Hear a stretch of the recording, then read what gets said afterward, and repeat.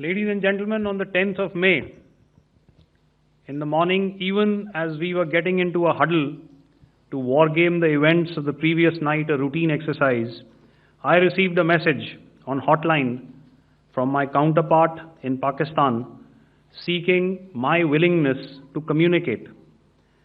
Since our initial aim was to strike at terror camps, and all our actions in the subsequent days were in response to the intrusions and violations by the Pakistan Air Force and its army, it was decided that I would indeed speak with my counterpart.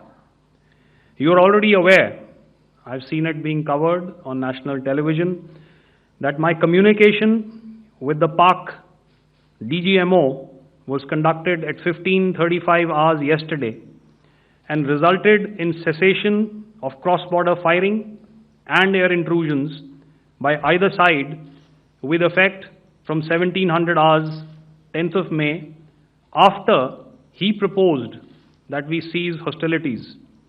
We also decided to further speak on the 12th of May, that's tomorrow, at 1200 hours, to discuss the modalities that would enable the longevity of this understanding. However, disappointingly, and must I add,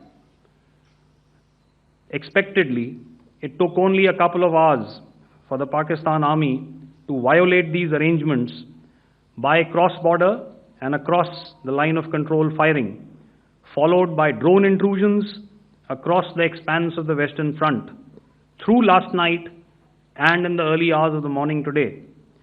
These violations were responded to robustly and dealt with as they must be.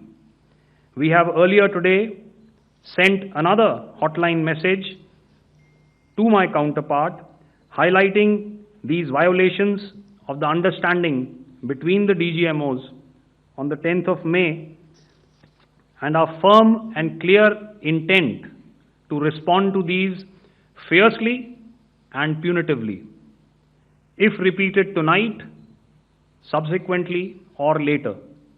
In this regard, I must inform all of you that the Chief of Army Staff has earlier today conducted a security review and has granted full authority to our Army commanders for counteractions in the kinetic domain in case of any violation by Pakistan. In the end, I pay my solemn homage to my 5 fallen colleagues and brothers from the armed forces and civilians who have tragically lost their lives in Operation Sindoor. Our hearts go out to the bereaved families, and we express our solidarity to them in this lifetime and beyond, at this grave juncture in their lives.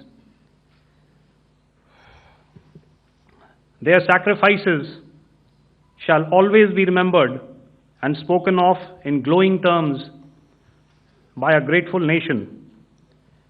We have thus far, ladies and gentlemen, exercised, and my colleague Pramod highlighted this, immense restraint, and our actions have been focused, measured, and non-escalatory. However, any threat to the sovereignty, territorial integrity, and safety of our citizens will be met with decisive force. Jai Hind.